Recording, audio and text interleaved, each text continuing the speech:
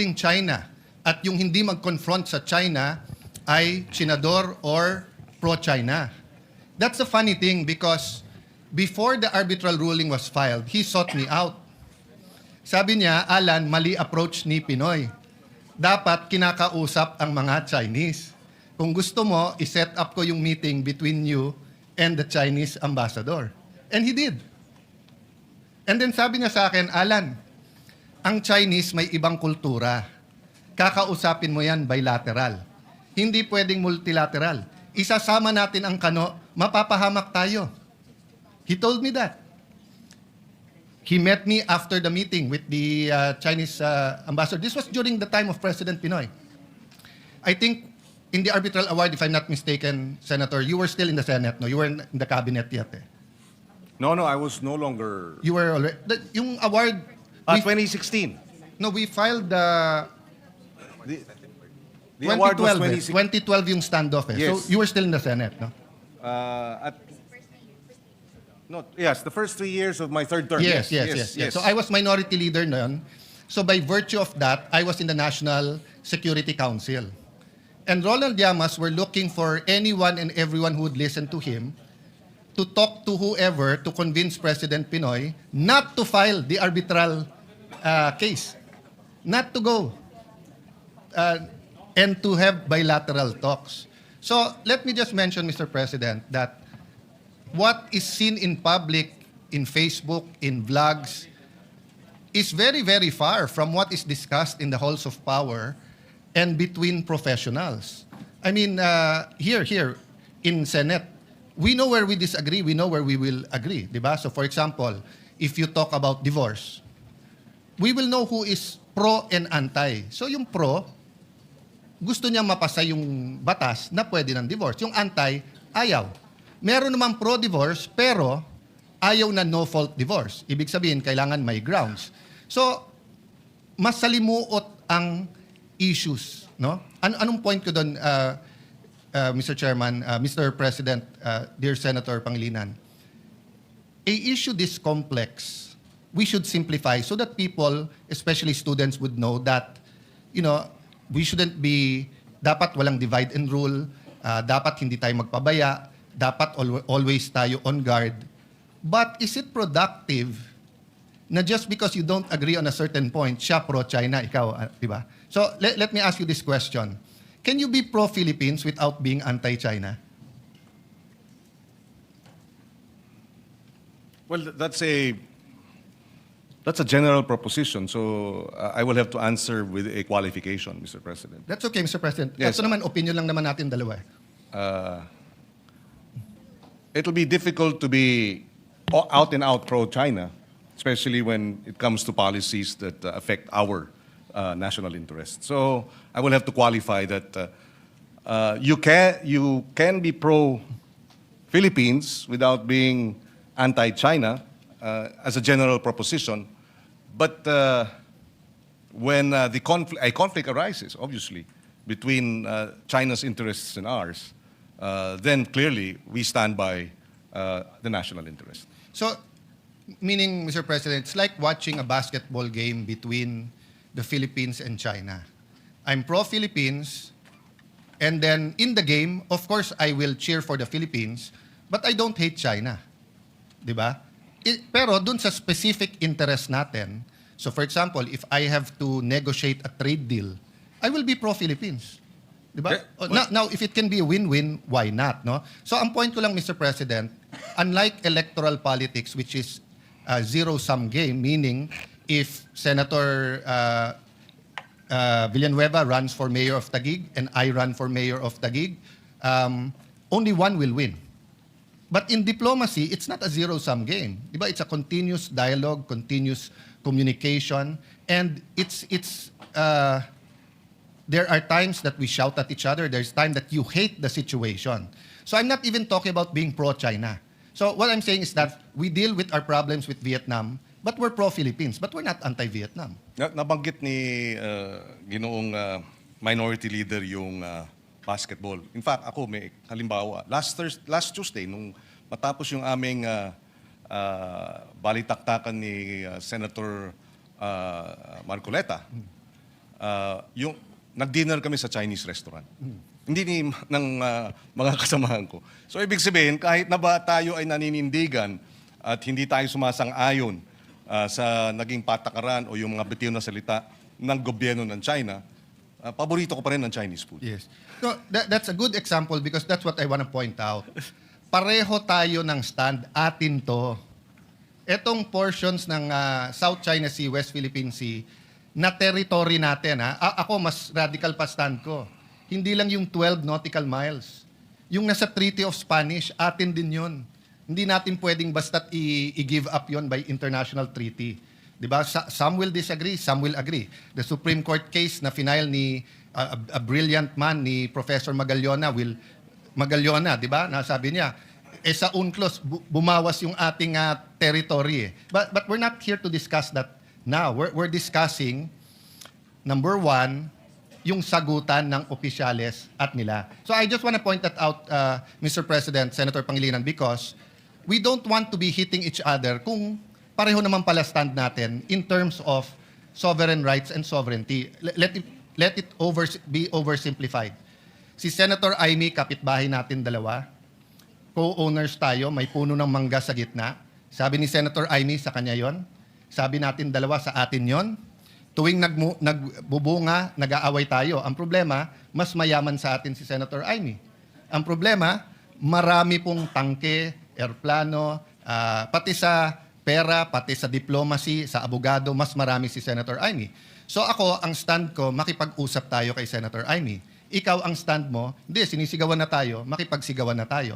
So we have the same stand. Mr. President, let me just finish this sentence. Yes, and I will clarify But ang pinag-uusapan natin, yung approach. Pero as so far as saying na etong puno ng mangga ay atin, pareho tayo. Pero hindi po nakikipagsigawan ang I would not describe yung position taken by this representation as nakikipagsigawan. In fact, maganda yung point ng minority leader, yung kanyang paghahambing na sila, ang China, maraming baril, maraming resources, maraming armamento, etc. At dahil nga doon, napakahalaga na ating isinusulong yung rule of law at yung ating sandigan ay yung international law. Hindi natin maaring labanan ng puwersa ang China. We cannot fight in the area of brute force. And that's why we are fighting in the area of the arbitral ruling, the UNCLOS, the rule of law, international law. Yes. I will not disagree with you. When I said sigawan, it was in the context of magkapitbahay, etc. Because, Mr. President, President Aquino and President Duterte had very different approach. President Aquino, at a certain point, to be fair to him, at a certain point, may bilateral na pag-uusap. But after the standoff sa Scarborough, nagkaroon po ng, for lack of better word, we call it megaphone diplomacy. Di ba? Yung maingay sa media. But for the record, Mr. President, did we lose a single inch of territory or sovereign rights? Did we lose a single centavo during the Duterte administration? Well, according to the Department of National Defense, because this was tackled during the interpellation last week, that despite the Duterte administration's positioning, the harassment did not stop. The water cannoning did not stop. And therefore, this is the situation, Mr. President. Hindi naman tumigil yung paghaharas, hindi rin tumigil yung pag-water cannon. Mr. President, we'll speak about that.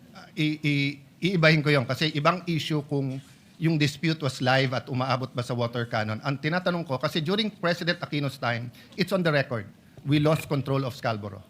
We lost control. May miscalculations na nangyari. Instead of sending a Coast Guard ship, we sent a military ship, Navy, a gray ship, and then nagkaroon ng standoff and then kinontrol ng Chinese. So when President Duterte took over, that's what we had to deal with, the threats that it will further escalate. So from the time that President Duterte took over, June 30, 2016, until the time he left, June 30, 2022, Did we lose a single feature, a single square inch? Did we lose part of our territory? I think it's on the record we did not. Well, if we did not lose any, then we thank the efforts of the past administration. But did we gain? Were we able to reverse the losses? I think not. Were we able to improve our trade, direct investments, etc.? I would say not so. Not as robust in terms of other countries. So therefore, may plus minus din po, Mr. President. Well, let me answer that in two ways. First, I appeal to the records. We had more trade than during the Aquino administration. More bananas, other fruits were allowed into China. The tourism went up. First time in our history, lumaban yung dami ng Chinese versus dumami ng Japanese. And then yung hindi nakakapangisda, your staff, I have my support staff, you have your support staff, they can Google it. President Duterte announced that our fishermen can fish. Hindi lang pwede sa loob ng lagoon. And pati yon meron dahilan because spawning grounds yon eh. So hindi dapat mag-fish dun sa loob. Long story short, hindi nakakapag-fish nun. Did we gain? That is now the challenge of the Marcos administration. And that's why I have not commented whether I'm for or against because his national security knows more of what's happening on the ground. And ongoing pa yung kanilang strategy. Do I hope that they will gain? I think there are some gains in the Scarborough. Of course, I hope that they will gain. Kaya nga ulit-ulitin ko. Pareho stand natin, atin to eh. Yung approach natin ang iba. And tayo, nakakapag-discuss tayo. I will agree with you or disagree. You will disagree with me. But I will not call you hypocrite, pro-China, anti-China, anti-Philippines, ganyan. Because precisely, you know, when I was in the Foreign Affairs Department, question ako ng Malaysian, Indonesian, Indonesian more of curiosity at Vietnamese. Bakit ganito yung strategy? Because nakikinabang sila sa strategy natin pag tayo maingay. But I got the shock of my life. Why?